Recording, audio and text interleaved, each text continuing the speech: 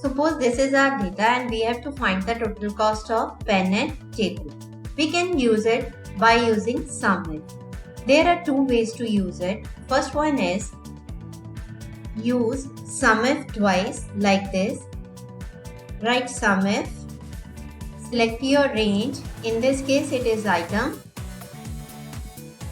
Criteria will remain pen and sum range will be cost. Now type plus and one more time write sumif. Select your range and in criteria specify table.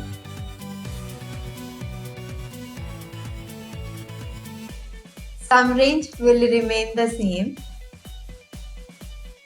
and you will get your answer.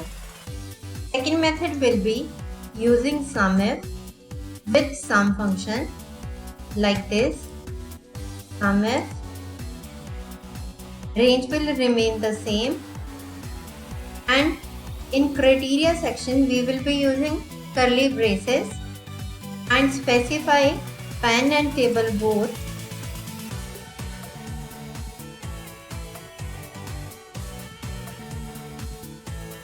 Now one more time select sum range